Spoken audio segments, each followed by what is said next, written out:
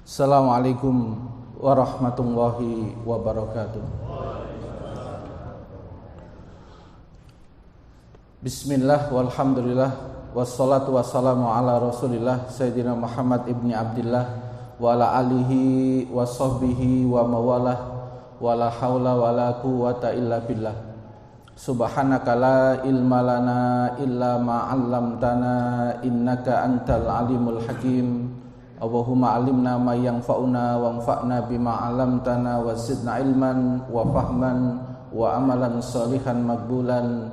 Allahumma inna nas'aluka khaira hadzal yaum wa khaira ma fi wa khaira ma qabla wa khaira ma ba'da wa na'udzubika min syarri hadzal yaum wa syarri ma fi wa syarri ma qabla wa syarri ma ba'da. Allahumma inna nas'aluka min fujatil khair wa na'udzubika min fujatil syarr innaka anta ala kulli syai'in qadir walhamdulillahi rabbil alamin. Amma ba'd, Bapak-bapak, Ibu-ibu yang dimuliakan Allah Subhanahu wa taala, syukur alhamdulillah pagi hari ini kita masih diberikan nikmat hidup, nikmat sehat, nikmat lapang, lebih-lebih lagi nikmat iman, sehingga mendorong kita semua hadir di tempat mulia ini. Semoga seluruh niat, langkah kaki kita, kesungguhan kita semua dicatat sebagai amal soleh oleh Allah Subhanahu wa taala. Yang kedua, para jamaah sekalian, kita pada hari ini akan bahas topik yang ke-17 dari kurikulum psikologi Islam, dan judulnya adalah kunci solusi masalah hidup. Supaya nanti kalau orang bisa mengenal jiwanya, nanti dia bisa mengelolanya. Yang kalau mengelolanya benar, nanti sampai pada level mutmainnah, jiwa yang tenang. Amin ya rabbal alamin.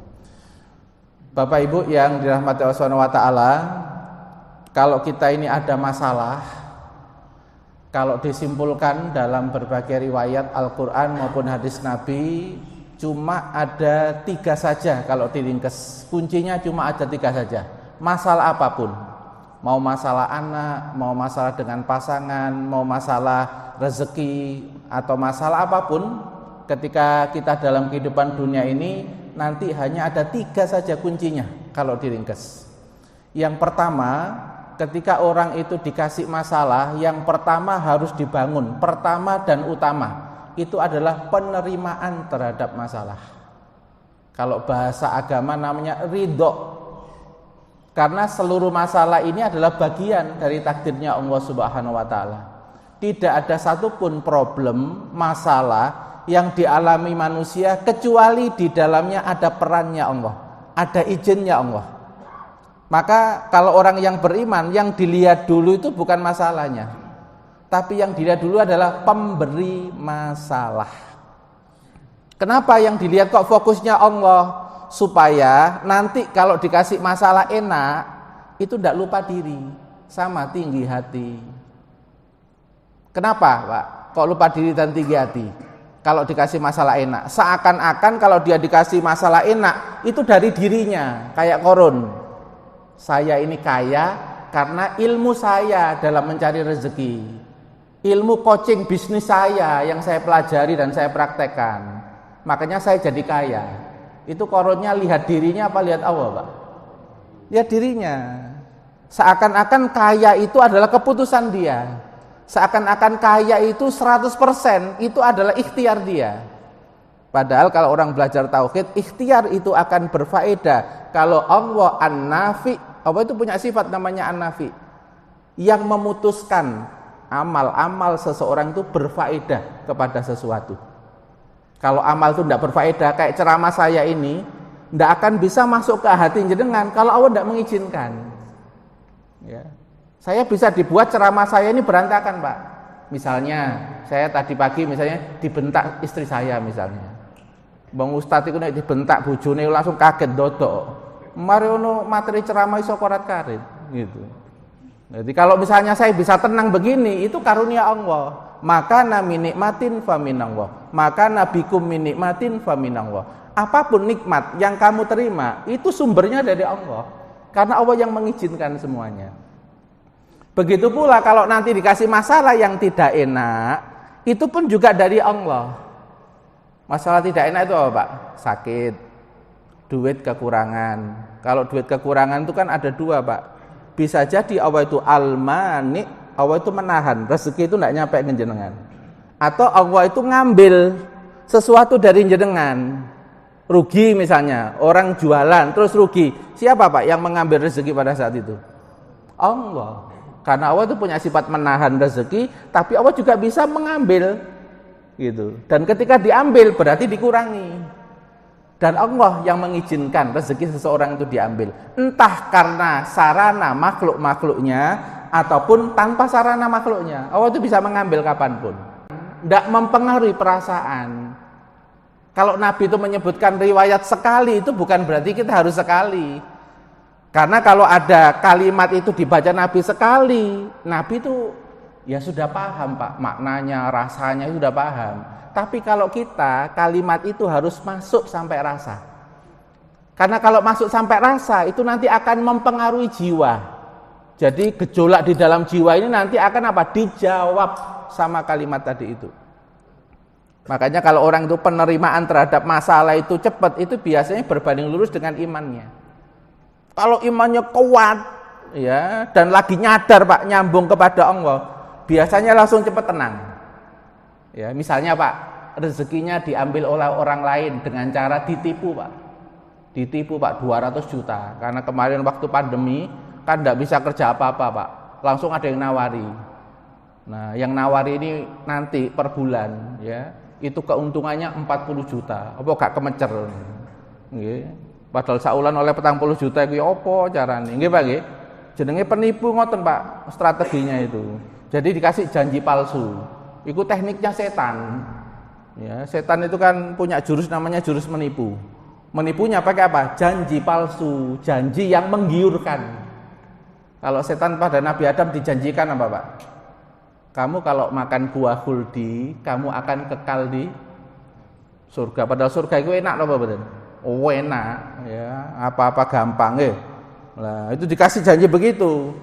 Nah akhirnya apa? Mau memakan buah khuldi. Nah jurus itu sekarang dipakai oleh manusia yang suka menipu. Betul Pak ya? Biasanya kan dapat telepon jenengan. Ya, ibu-ibu biasanya yang jadi sasaran. Bu, alhamdulillah, ibu dapat mobil terbaru. Padahal wis ngimpi Pak, wis ipen Pak, mobil wis ipen, wis diipeni. Gitu. Terus ada yang ngomong begitu Pak. Ketika ada yang ngomong begitu, rata-rata ibu-ibu gimana Pak? Seneng. Nah, seneng berlebihan itu dimanfaatkan oleh penipu. Ibu cuma mengeluarkan 5 juta aja Bu, nanti ke ATM Bu ya, kirim ke nomor ini. Modus begini ada nggak Pak? Banyak. Itu yang namanya teknik setan untuk apa? Ngasih janji palsu dan tahu bahwa janji itu sangat diharapkan oleh orang itu.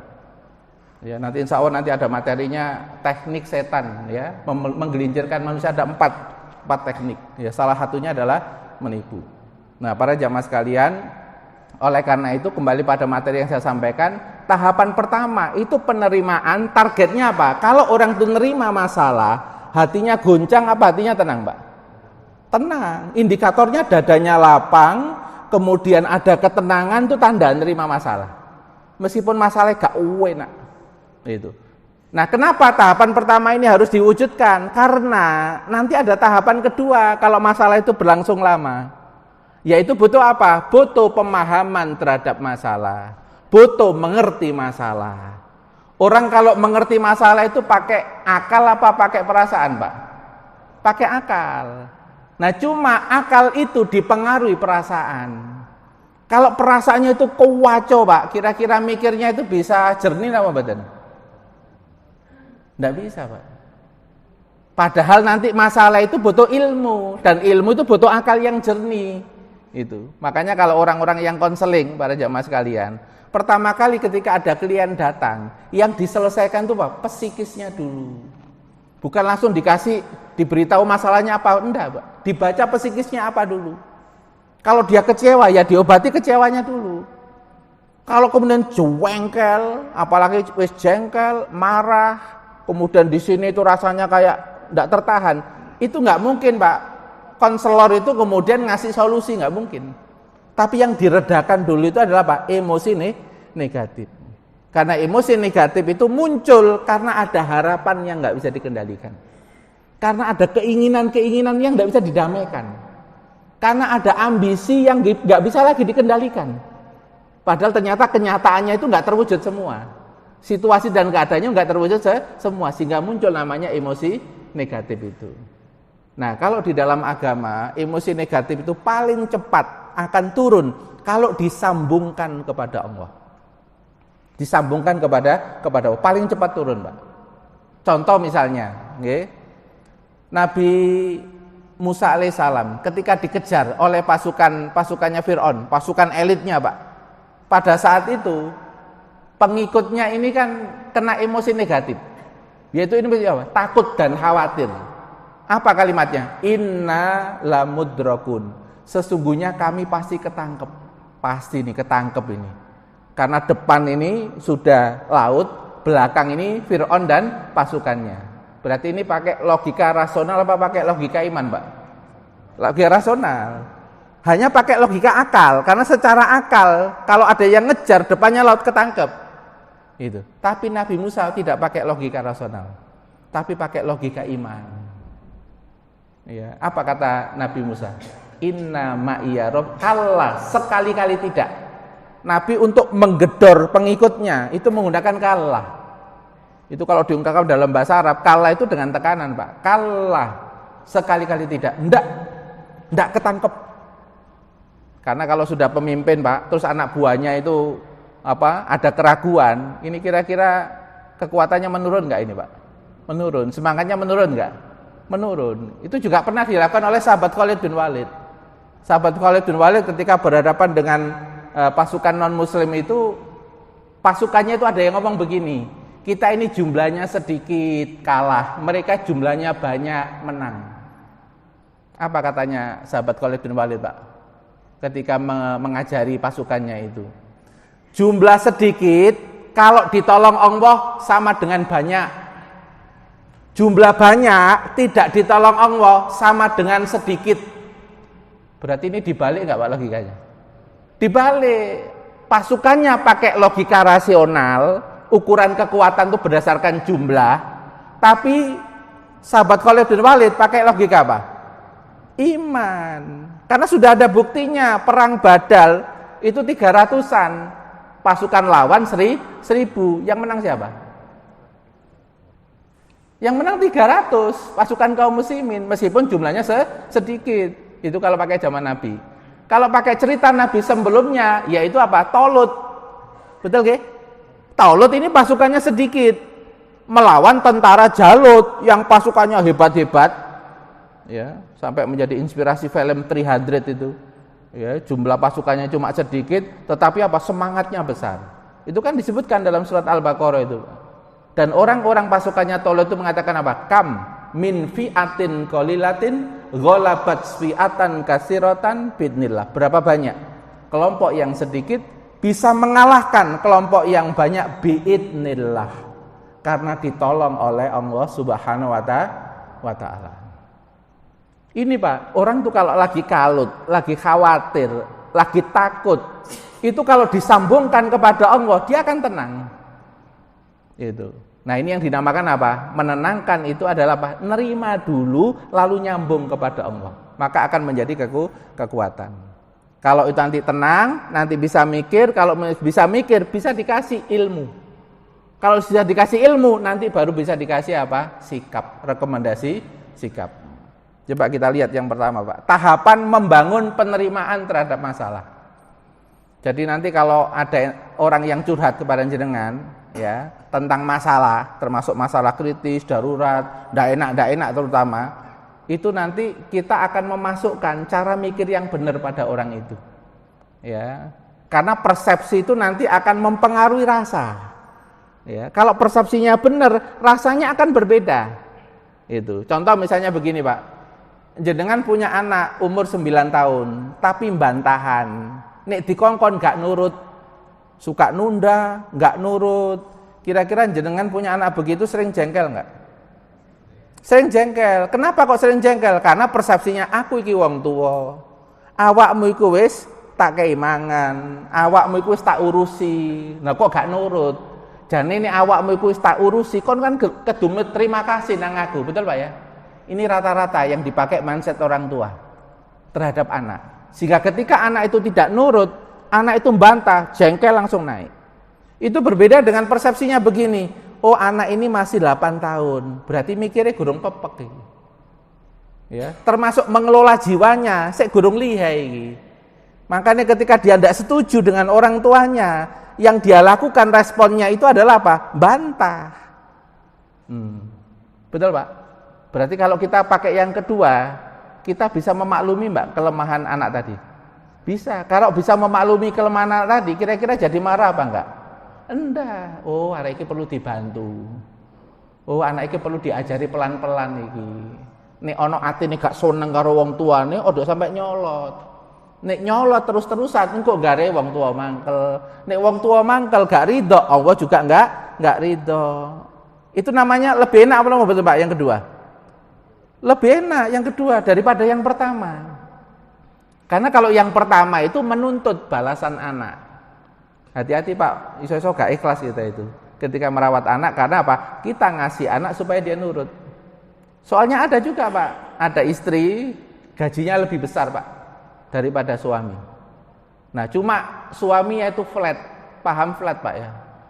Cool Pak, gak harmonis, gak romantis belas, gak ekspresif belas. Dikai bolak-balik ya gak ngomong terima kasih sayang, gak ada sayang-sayangan. Wis meneng ae, dudur ngene. Padahal sing wedok iku arep-arep Pak. Itu. Nah, ketika melihat suaminya itu begini, sampai apa? Dia membuat yang namanya honeymoon kedua, Pak. Ya, dibayari kabeh karo sing wedok, entek 100 juta. Gitu. Nah, setelah honeymoon yang kedua 100 juta, apa laki-lakinya berubah? Gak belas. Ya. Wis entek 100 juta gak berubah. Itu. Apa motif dia ngasih 100 juta itu? Cek ngerti bojone iku, cek krasa nek aku iki sayang, aku tenanan, tapi bojone gak ngerespon blas. Itu. Nah, ini yang dinamakan Pak, namanya membeli kasih sayang. Ya, membeli kasih sayang. Padahal dalam konsep agama ini namanya bisa enggak ikhlas ini. Karena dia ingin seseorang itu berubah karena amal yang dia lakukan. Ya, padahal yang benar, lakukan saja yang terbaik karena Allah, karena terbaikmu itu untuk kamu sendiri. Masalah suamimu itu berubah kapan, itu juga dibawa kendalinya Allah. Kalau kamu nanti beramal, lihat perubahan suami, lama-kelamaan gak istiqomah Pak. Opo aku wis apik dek ngono, gak sida wis. Itu. Akhirnya apa Pak? Dorongan dia berbuat baik itu karena orang lain. Bukan karena perintah Allah. Gitu. Kira-kira kalau itu yang dilakukan, Pak, orangnya bisa jadi baik apa enggak? Enggak bisa. Ini ada kisah, Pak. Ada seorang ibu yang anaknya itu mabuk gak karu-karuan. Lanang iki. Ya. Cuma ibu juga introspeksi. Dulu waktu awal-awal ibunya ini sering meninggalkan anak ini. Ya, sehingga perhatian kurang, kasih sayang kurang. Sehingga dalam posisi itu anak ini akhirnya apa? Cari kebahagiaan di tempat yang lain. Anak itu Pak, kalau nggak nyaman di rumah, itu biasanya dia cari di luar. Nah, karena dia mengelola jiwanya itu nggak pinter, padahal yang di luar itu banyak toksiknya, banyak racunnya, ya otomatis peluang anak itu akan kena macam-macam pengaruh. Dia tidak bahagia, lalu cari di luar, ternyata yang di luar banyak jebakan. Kira-kira potensinya banyak rusak nggak anak-anak? Banyak rusak, itu yang terjadi. Tapi ibunya ini akhirnya apa? Taubatan nasuha. Dan menjadi ahli tahajud. Ya, sebagai bentuk apa? Sebagai bentuk perbaikan beliau ini. Nah, ketika ada anak seperti ini, beliau ya tetap sayang pada anak ini. Itu. Karena sudah dilakukan, dinasihati sudah, tapi tidak mempan. Akhirnya beliau berhenti untuk menasihati. Tetapi hanya apa? Menunjukkan sayang secara terus-menerus pada anak ini. Perbuatannya udah tidak dikritik lagi sama ibunya, karena ibunya sudah melakukan itu. Dan anaknya bantah, anaknya malah marah. Itu berarti apa? Ucapannya cukup berhenti di situ. Karena secara perintah kita sudah mengingatkan dengan ucapan itu sudah kita lakukan. Berarti yang dilakukan ibu itu apa? Beliau hanya menyayangi dia, terus rajin sholat tahajud. Itu Pak. Disayang kalau dia pulang, digodokkan air panas. Coba Pak, ono wong maksiat Pak ya, teko nang omah, malah disedeni arep panas, dikasih kehangatan. Itu. Kemudian yang kedua, kadang turu tidur di tempat pangkuannya, ya dielus sama ibunya, tetap disayang. Karena ibunya itu mau membalas hutang pengasuhannya dulu. Ya, kalau dalam psikologi sekarang yang modern ini ada pembahasan tentang hutang pengasuhan. Kalau anak kecil dulu kurang kasih sayang, kurang perhatian, kurang keleluasaan di dalam memilih, melakukan. Maka kalau itu nggak diberikan full, maka ada potensi di umur 30, 40 itu nanti ada penyimpangan. Ya, wis tuwek tapi pengen dipuji ya. Pujiin aku tama, mama lo gak pernah muji aku. Nah, itu berarti mbiyen waktu cilik kurang pujian. Ya, nah itu sing bayar istrinya Pak, berarti dikai tawaran amal soleh. Ya, papa, sip papa. Kok mirip anakku jadi mamai. Kedutak ngenekno. Ndak apa-apa, harus digitukan karena bisa jadi masa lalunya kekurangan itu. Itu. Kalau itu tulus Pak dilakukan oleh seorang istri, biasanya suaminya nanti tenang, nyaman dan mulai iso mikir. Engko nek mulai iso mikir, nek dikei nasihat iso mlebu. Ini sekedar mawon nggih ilmu nggih. Ya, soalnya ini yang kami pakai sama istri itu untuk menyelesaikan klien-klien. Ada klien yang umurnya 50 tahun tetapi perilakunya kayak anak kecil. Nek marah gak karu-karuan, sensitif sekali, terus sak karepe dhewe. Iku kan padha arek umur 9 tahun sing bandel. Dikandani gak iso sak karepe dhewe. Jadi kami kalau nerima klien tuh kita baca jiwanya, Pak. Oh, jiwane iku umur 9. Oh, iki jiwane umur 12 iki kaya ABG. Tapi blegere ya sik wis 45 gitu. Tapi jiwane kaya ABG ada Pak. Itu teknik supaya membantu kita nanti itu apa? Memahami bahwa perilakunya ini adalah perilaku karena kejiwaannya yang belum tertata dengan sempurna. Sehingga kita melihatnya ya kasihan, bukan jengkel. Karena dia tidak mendapatkan apa Pak? Penyempurnaan jiwa di masa-masa sebelumnya.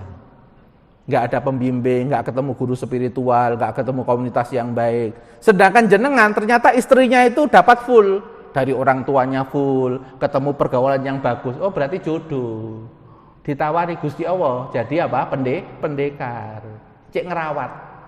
Nanti kalau ngerawat sembuh pasangannya ini dapat jariah apa enggak Pak istrinya Pak? Ya dapat Pak. Karena ada surat Yasin ayat 12, wa naktubu ma qaddamu wa asarahum. Kami tulis apa-apa yang mereka lakukan dan asarahum dampak-dampaknya, efek-efeknya. Jadi jenengan itu ketika melakukan amal soleh, terus anak lihat, terus anak itu langsung masuk di alam bawah sadarnya Pak, masuk ke hati. Lalu ketika ingat itu dia terdorong beramal. Oh jenengan amal solehnya dapat Pak. Makanya jangan terlalu banyak ngomong tapi perilaku ini gak bener. Itu nggak ada anak bingung, nggih Pak. Nggak ada anak bingung. Ibu itu ngomong sabar, tapi dengan entah ibu, kalau bapak gak sabar, ngono ngajari aku sabar. Arep saiki ngono, Pak. Kuruitis pokoke arek saiki. Dan itu sesuai agama memang. Maksudnya apa? Ku anfusakum wa ahlikum naro. Makanya agama kan enggak nyuruh orang lain dulu. Tapi yang disuruh siapa? Dirimu sik, awakmu sik. Kalau kamu sendiri melakukan, dia itu sudah melihat dan melihat itu rekamannya lebih kuat daripada sekedar mendengar. Gitu Pak nggih? Nah, kita lanjutkan. Membangun penerimaan terhadap masalah pertama, menyadari bahwa dunia ini ruang ujian, Pak. Orang kalau sudah masuk ruang ujian, mesti dapat soal enggak? Pindah bangku, selama itu ruang ujian, pindah bangku nandi-nandi tetap oleh soal, tetap ada masalah. Makanya orang itu kalau anti masalah, alergi sama masalah, ndak mau sama masalah, yo aja nang donya. Wong donya panggonane masalah kok. Mulai dari lahir sampai nanti menghadap kepada Allah. Makanya kiai saya itu mengatakan masalah itu tamu dari Allah Subhanahu wa taala. Ya tamu yo macam-macam, ono tamu sing enakno, ono tamu sing enggak enakno. Tapi loro-lorone oleh pahalai. Ono kan Pak tamu iku sing rada ngrepotin. Kok ono tamu wis sing ngene iki. Aku teko ado lho. Ono Pak tamu yang ngono. Ada gitu. Yo gak apa-apa. Iku berarti ditawari pahala luwih gede. Tamu kok tambah ngerepoti, itu berarti ditawari pahala luwih gede karena ada perintah ikramud duyuf, memuliakan tamu. Gitu. Nah cuma sing ate dimulyakno ya rada ngene iki. Rada macam-macam kepinginane. Rada repot Pak nggih. Ya. Tapi repot, pahalanya lebih besar. Cuma kita kan kadang nggak siap Pak ya. Ya, padahal al ajru ala qadril masyaqah. Pahala sesuai dengan kadar kesulitan. Itu. Nek arep-arepe kene ya tamu sing meneng ngono, nglempeng, dikai dipangan, gak dikai ya meneng. Kan gitu Pak ya, arep-arepnya kita gitu. Tapi kalau lah dapat tamu yang begitu, itu namanya ditawari pahala lebih besar. Karena apa? Sebagai sarana untuk mendidik jiwa kita. Kita ini punya keinginan Pak, tapi Allah juga punya kehendak. Kalau diizinkan ada tamu seperti itu, Allah mendidik kehendak kita. Supaya kamu siap berada pada keadaan-keadaan yang enggak sesuai dengan harapanmu, yang enggak sesuai dengan keinginanmu. Kira-kira buat latihan apa Pak? Satu, latihan ridho dengan takdir, betul gak? Yang kedua, latihan sabar, menahan diri supaya tidak keluar yang jelek ketika melayani tamu yang seperti ini. Ya, ini para jamaah sekalian yang pertama yang dibangun. Nek nang donya ya mesti ada masalah. Jadi ya ojo kaget, ojo gumun. Makanya dalam kitab Al-Hikam dikatakan la tastagrib wuku al-aqdari madum tafi hadidar. Kamu jangan heran kalau di dunia itu penuh masalah. Karena dunia itu disetting begitu. Ad-dunya darul bala. Satu Pak. Yang kedua, menyadari peran bahwa setiap masalah itu ada perannya Allah, ada izinnya Allah, ada kehendaknya Allah. Ma asoba min musibatin illa biidnillah. Apapun yang menimpa kalian itu ada izinnya Allah, ada kehendaknya Allah. Kalimat yang penting itu saya kasih kotak merah itu. Wa may yu'min billah yahdi qalbah. Barang siapa yang yakin bahwa masalah yang terjadi itu ada perannya Allah, ada kehendaknya Allah, ada peran takdirnya Allah, yahdi qalbah. Allah seneng Pak, langsung hati itu dilihat sama Allah, lalu dikasih bimbingan sama Allah, dikasih petunjuk sama Allah. Hati kalau dikasih petunjuk, situasinya kacau apa tenang Pak? Tenang langsung. Gitu. Karena yang dilihat itu adalah apa? Allah. Misalnya ketipu tadi itu, yang dilihat apa? Oh, berarti Allah itu mau ngambil. Karena Allah itu punya sifat apa? Memberi tapi juga mengambil. Tapi Allah juga punya sifat menahan. Itu kan sifat Allah. Ngambil apapun yang kita miliki. Cara ngambilnya bisa pakai bencana, kayak tsunami. Pakai bencana apa? Gelombang tsunami. Apa yang diambil Pak? Mobil. Betul? Termasuk pekerjaan barang diambil Pak situ. Wong perusahaan ini kentir, masa ono direktur wisan. Ya kok ono Pak direktur. Betul? Mudah enggak Pak Allah itu mengambil apa yang kita miliki? Mudah. Sangat mudah sekali. Mengambil ilmu yang kita miliki mudah enggak? Kecelakaan geger otak, wassalam. Masih ingat Pak memorinya Pak? Geger otak ya Pak? Itu. Kena stroke, tapi stroke-nya kena bagian memori. Kira-kira gimana Pak? Meskipun profesor. Ya padha wae ngah-ngoh kok. Padahal ngumpulno ilmu iku Pak butuh berapa tahun? 30 tahun. Betul Pak nggih? Tapi diambil dalam 5 menit bisa? Bisa. Makanya kita enggak boleh sok-sokan nek pinter, enggak boleh sok-sokan nek soge. Karena itu mek titipan. Nek titipan kok mbok nggo gaya-gaya, karo jengkelno wong, kok sing duwe kok gak terima ya apa. Betul Pak? Nah ini Pak, ini kalau orang tuh tahu perannya Allah gitu. Kalau tahu perannya Allah, ya enggak apa-apa ya Allah. Kalau engkau ambil, kalau saya itu menerima, misalnya Pak, ada doa dari Nabi, innalillahi wa inna ilaihi rajiun. Ada tambahannya nih Pak, Allahumma jurni fi musibati. Beri pahala saya ya Allah dari musibah kehilangan ini. Wahlufli khairon minha. Dan ganti ya Allah dengan yang lebih baik. Mboten napa-napa niki jenengan pendet 200 juta mboten napa-napa. Kula husnudon biasanya 200 juta yang balik iso sak miliar jenengan iso ya Allah ya Allah. Nek ati ngene Pak nang Gusti Allah enak napa mboten? Enak. Itu. Karena yakin sumber kekayaan itu Allah. Kalau diambil Allah bisa ngasih yang lebih baik, tapi yang dilihat apa? Donnya gimana sama Allah? Apa nih diambil ku ngenes? Apa nih diambil ku marono jengkel? Ngenes karo jengkel ku sedene jengkel karo sapa? Ya jengkel sama Allah, Pak. Meskipun pelakunya penipu, penipu itu enggak akan bisa ngambil kalau enggak diizinkan oleh Allah. Penipu tadi membahayakan apa enggak, Pak? Membahayakan harta kita, betul Pak ya? Tapi kalau Allah enggak mengizinkan enggak bisa ngambil. Tapi kok bisa ngambil? Tandanya dibiarkan sama Allah. Dibiarkan itu apa? Diizinkan. Itu. Nanti dibaca surat Al-Baqarah ayat 100. Wa ma hum bidzori nabihi min ahadin illa biidznillah. Mereka tukang-tukang sihir itu tidak akan bisa memberikan bahaya sedikit pun kepada kalian, kepada salah seorang pun dari makhlukku, illa biidznillah, kecuali kalau Allah itu mengizinkan. Nah, kalau Allah mengizinkan itu mesti ada maksudnya. Betul, Pak? Karena Allah itu mesti punya maksud. Yang kedua, Pak ya. Sekarang yang ketiga. Waktu kena masalah yang tidak enak, yang ketiga ini juga harus ada, menyadari status kita sebagai hamba. Namanya budak itu punya daya tawar apa mboten Pak? Nek dadi budak iku. Ono budak kok protes saya. Tuannya itu gimana, Pak? Ya diseplak, Pak, protes saya iki. Awakmu iku apa-apa wis tak kei kabeh, betul, Pak? Oksigen tak kei, air tak kei, ngatur jantungmu lho aku yo sing ngatur, awakmu gak melu-melu. Wong tak kei gak enak titik protes saya gitu. Kita ini tidak punya daya tawar. Kalau takdir sudah datang, sifatnya memaksa. Kalau sifatnya memaksa, kita nggak punya pilihan kecuali nggih, mboten napa-napa.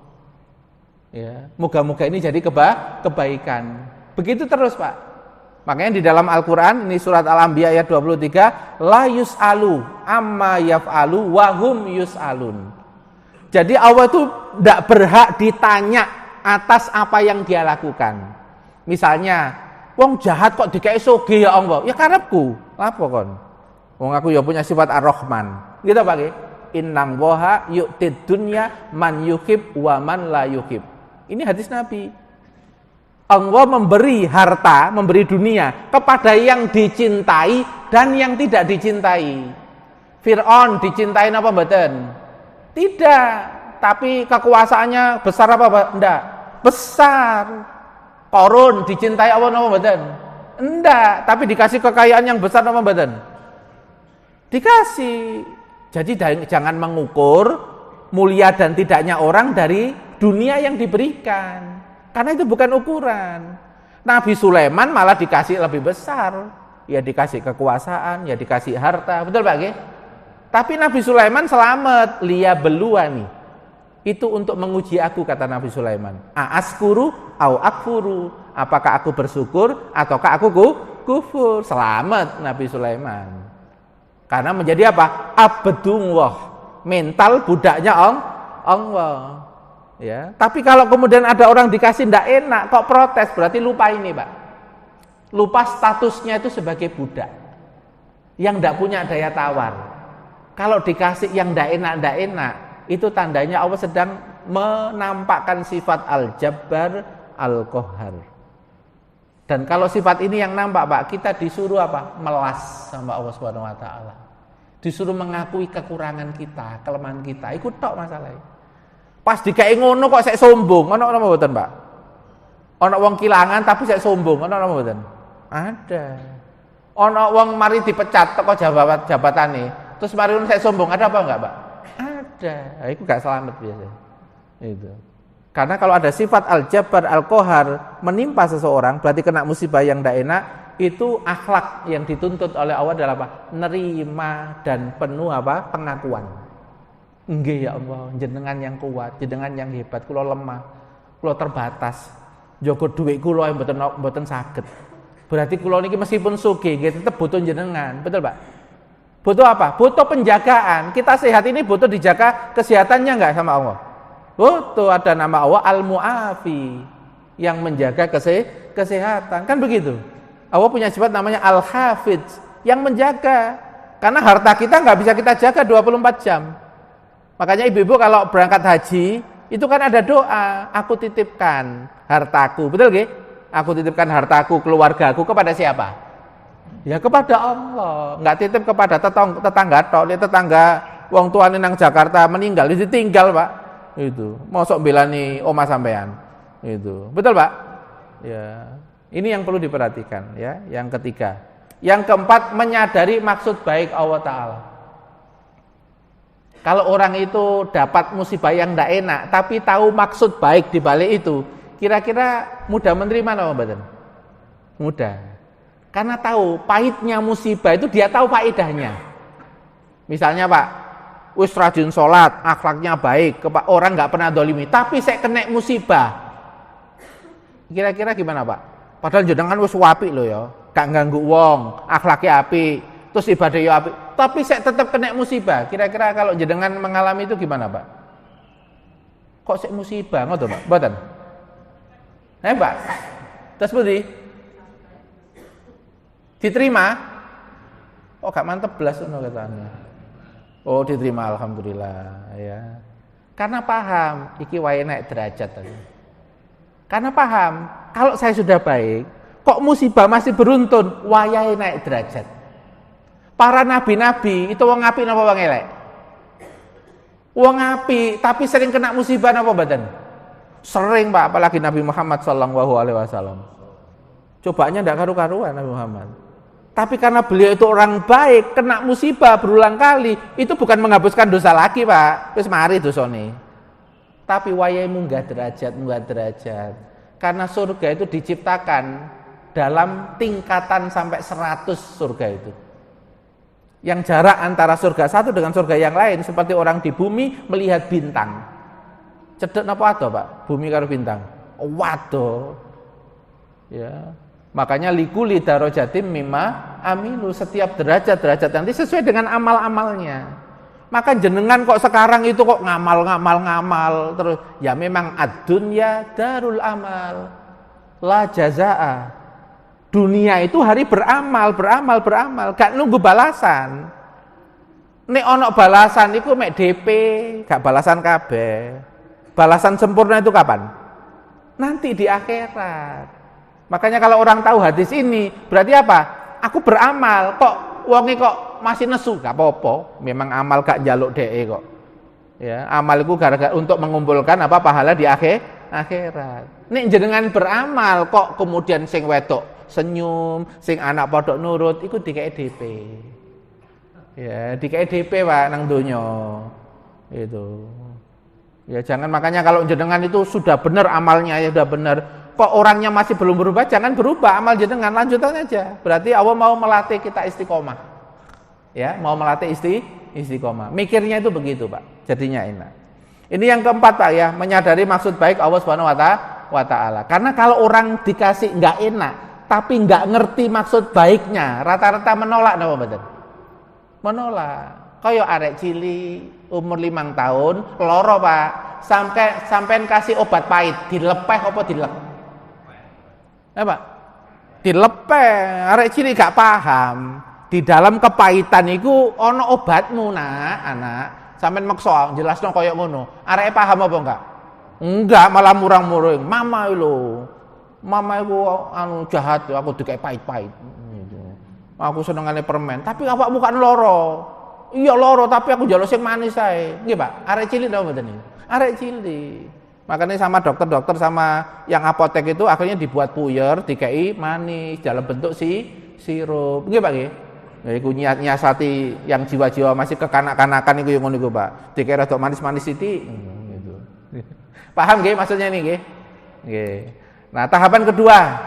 Kalau nanti penerimaan masalah sudah ada, tenang, baru diajak memahami masalah. Diajak untuk memahami masalah ini loh, anakmu itu jane niatnya itu bukan benci karo awakmu, tapi dia itu bertarung karo jiwane iku lho, gak iso ngelola.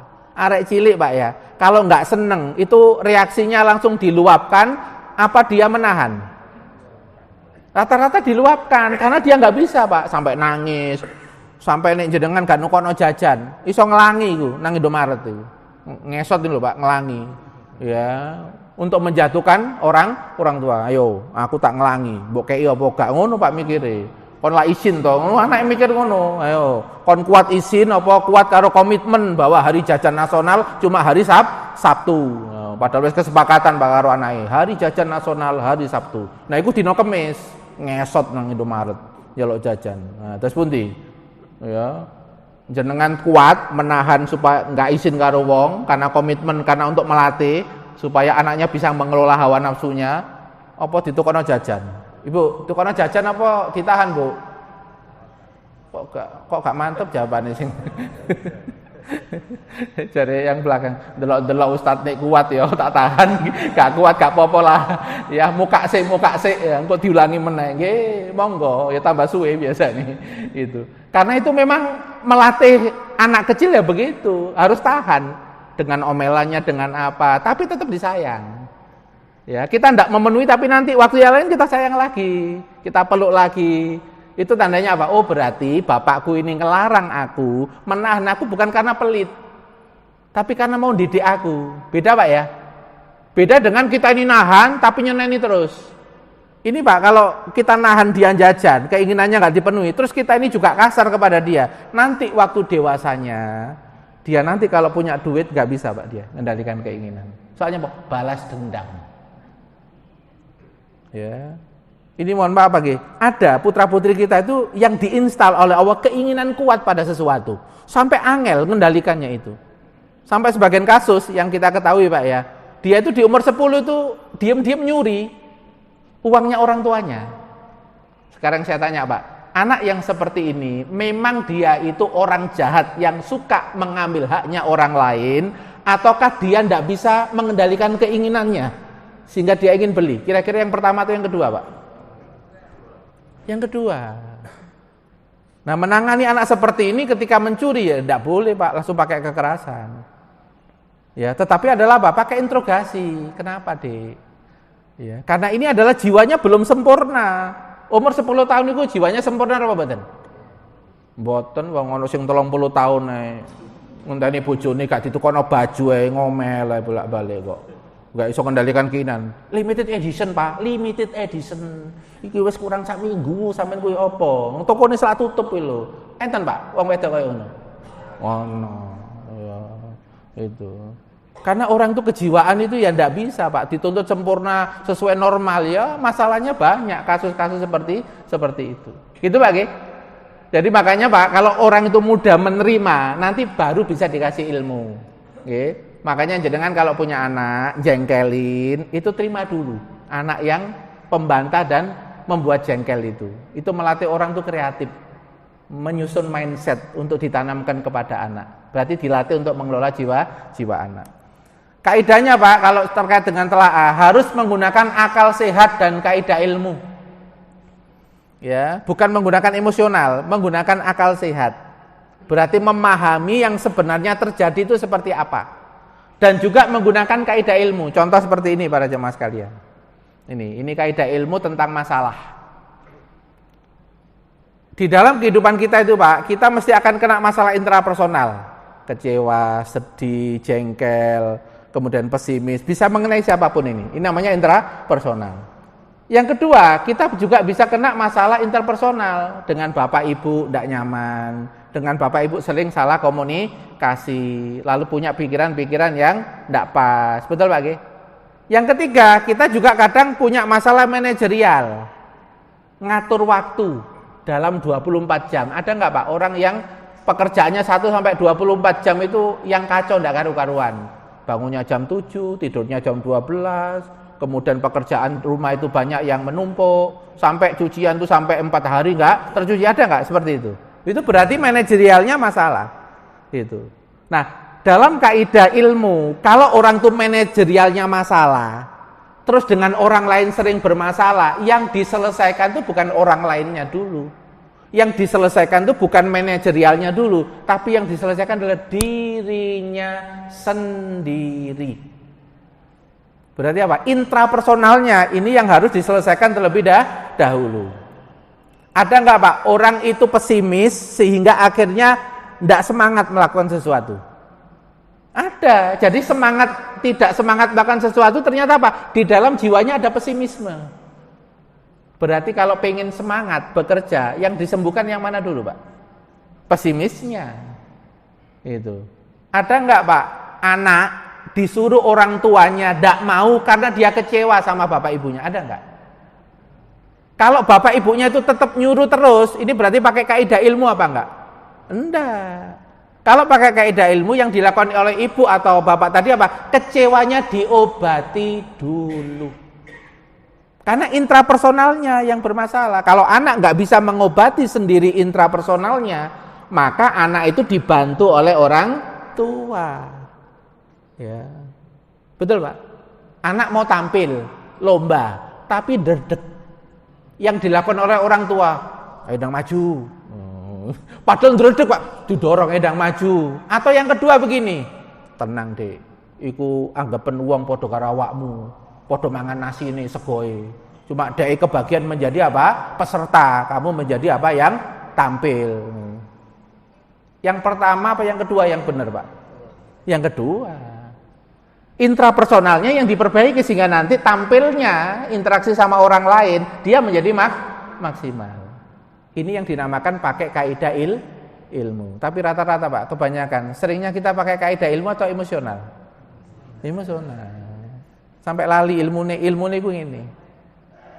Jadi di dalam diri seseorang ini kan kalau penjelasan para ulama ono jenderal perasaan.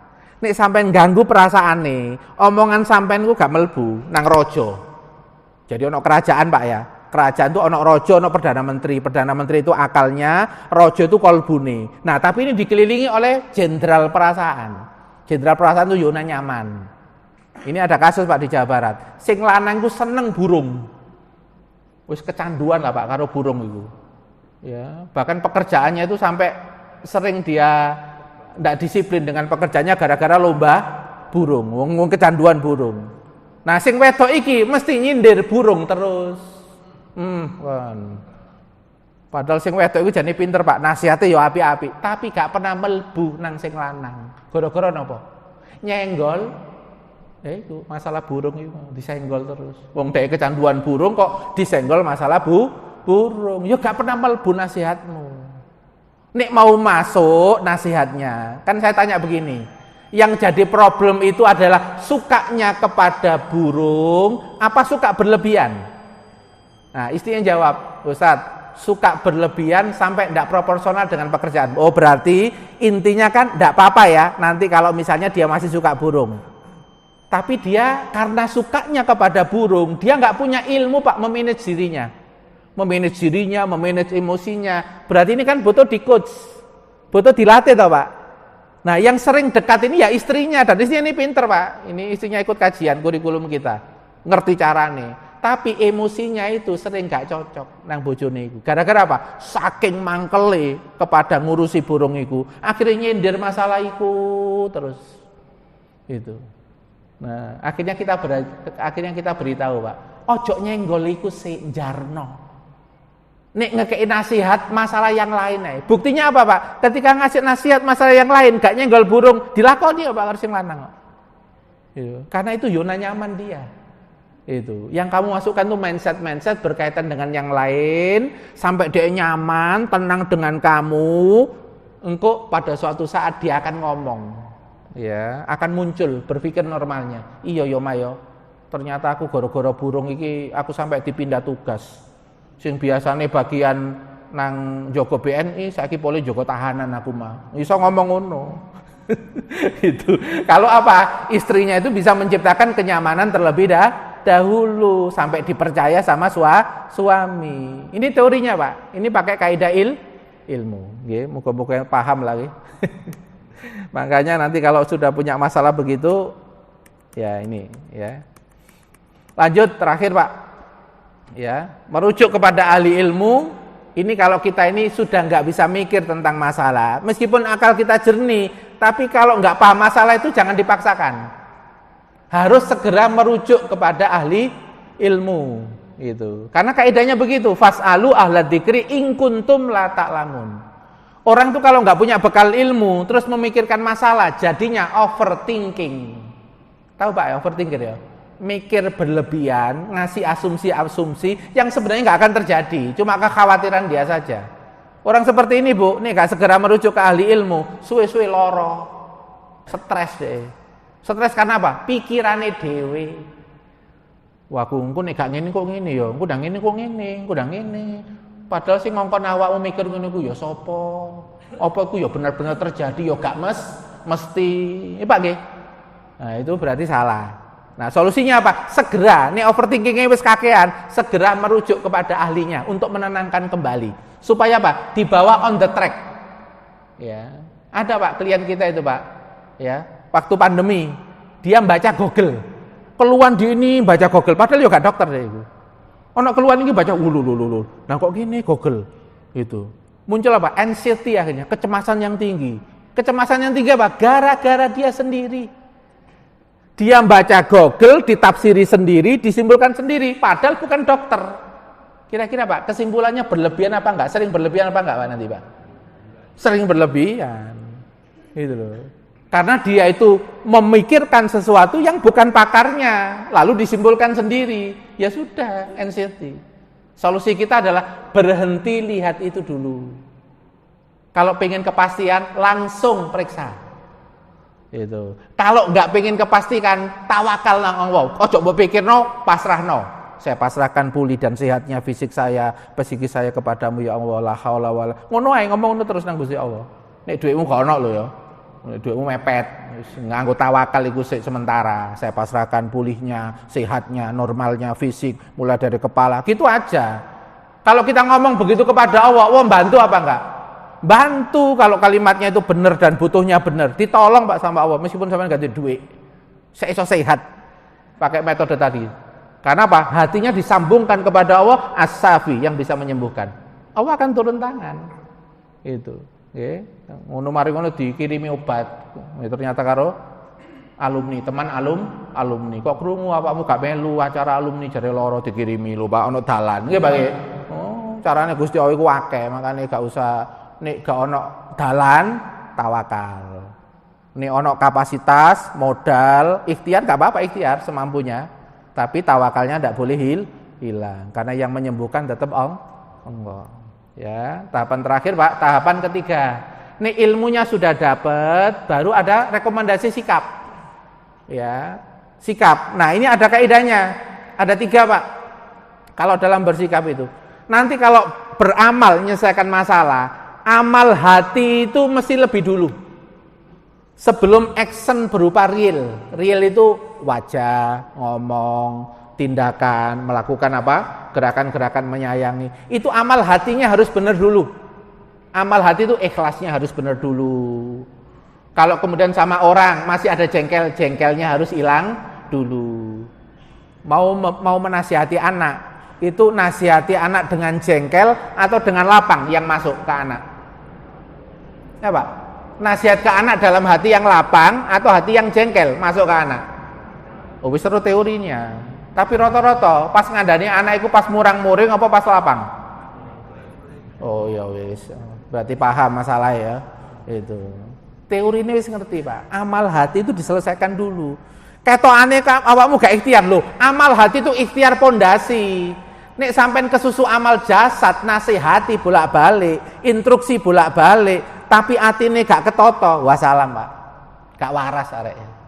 Itu. Karena yang ditunggu oleh Allah pertama kali amal hatimu benerin sih, ikhlasmu, tulusmu, hati yang pemaafmu. Sampai Imam Ali loh mengatakan, jika kamu ingin memperbaiki orang lain, buang dulu rasa burukmu kepada orang itu. Jenengan nek benci karo uang, punya keinginan mendekati apa enggak? Lu jarane pengen ngubah, betul Pak ya? Jadi pengen ngubah reku supaya berubah. Berarti apa yang dilakukan tahapannya? Bencinya dibuang dulu. Membuang benci ini amal hati apa amal jasad? Amal hati. Dalam agama itu amal hati lebih dulu sebelum amal jasad. Ini amal hatinya benar Pak. Nanti amal jasadnya meskipun tidak banyak, itu energinya luar biasa. Ya, ini praktek kami Pak ke klien-klien. Kami biasanya nggak langsung rekomendasi amal jasad, tapi atine sik ditotoi klien ini. Nanti ketika melakukan nanti dia juga bisa lebih baik. Yang kedua, berdasarkan kaidah prioritas. Jadi nanti kalau beramal menjawab masalah itu harus punya prioritas. Apanya dulu yang mau diperbaiki? Ojo kuwabe njaluk mari. Ya, mesti ono awal, mesti mana yang didahulukan. Kayak tadi itu Pak. Areke iki ngedon, ada endapan emosi jengkel kepada orang tua yang berterusan sampai 5 tahun. Biasanya orang tua pengennya apa? Pengen nasihatnya, perintahnya ditaati sama anak. Betul Pak ya? Pengennya lompat. supaya anak itu berubah mau menjadi penurut. Betul? Padahal yang prioritas lebih dulu apa? Obatono se 5 tahun loro niki. Nek sampai hang deh itu, sampai hang Pak anak itu Pak. Percobaan bunuh diri Pak. Iki ya coba tambahi pekerjaan tuntutan yang lain. Ono arek wis hang koyo ngene kok malah mbok kayak tuntutan iki, kerja iki. Terus awakmu pengen kok nek gedhe ku mbok omongi aku seneng nek sampean ku dadi ngene. Tambah beban. Iku gak usah diomongno. Diobati sik iki sampai jiwanya apa? Tenang. Cek iso mikir kok. Nek jiwanya tenang, gampang mikir. Betul Pak? Nek gampang mikir, engko nek dikai nasihat gampang mlebu napa mboten? Nah, ini Pak yang dinamakan prioritas. Ya, harus memperhatikan prioritas. Yang terakhir, yang ketiga adalah konsisten dengan amal yang baik tadi itu. Karena bisa jadi, karena kita ini merusak seseorang itu dalam waktu 10 tahun. Secara normal Pak, kalau kita mau memperbaiki, iki rusaknya 10 tahun. Berarti kalau pakai ukuran adil, Allah itu maha adil, berarti kita 10 tahun berubah, lalu dia berubah. Betul Pak? Tapi alhamdulillahnya Pak, Allah itu enggak sekedar punya sifat adil. Allah itu punya sifat dermawan. Ini ada Pak, klien yang masa lalunya gelap itu puluhan tahun. Sampai karakternya itu buruk. Tetapi istrinya ini 3 bulan extend istiqomah. Menjadi seorang perawat. Bojone murang-muring didengarkan. Ndak dibalasi murang-muring. Bojone ngongkon ngecat ruang tamu Polkadot, dicek Polkadot. Pokoknya gak haram ngono. Ono tamu yo gak apa-apa. Lah apa Mbak kok Polkadot ngene iki? Anu Mbak hiburan. Padahal ku nuruti bojone. Ya. Nah, istrinya ini paham setelah dikasih resep sama psikolognya. Ngobati bojomu iki. Nek murang-muring nemen jarno. Iya Mas, iya Mas. Kudu ngono, gak usah dibantah. Cek puas, cek plong. Ngene pengen iki jarno pokoknya gak haram lakonono. Kan rodok model babu Pak ya. Rodok model babu. Memang ngobati wong lara iki koyo babu. Gitu. Sayyidul qaum khadimuhum. Pemimpin sebuah kaum itu yang melayani mereka. Kalau laki-lakinya lagi sakit, jiwanya ini sakit Pak. Nah, maka ini butuh yang namanya pelayanan ekstra. 3 bulan Pak dilakukan. Apa yang terjadi? Berubah 100%. Sing biasa naik klub, sing biasa iku dugem-dugem berubah, mulai sholat subuh berjamaah. Sing biasa meso-meso, Facebooknya diganti aku rindu Rasul, berubah Pak. Coba bayangkan Pak, rusak ya Pak, 40 tahun. Tapi istrinya itu jadi perawat. Perawat itu berarti nggak pernah nuntut, apapun Pak, namanya perawat, gitu Pak.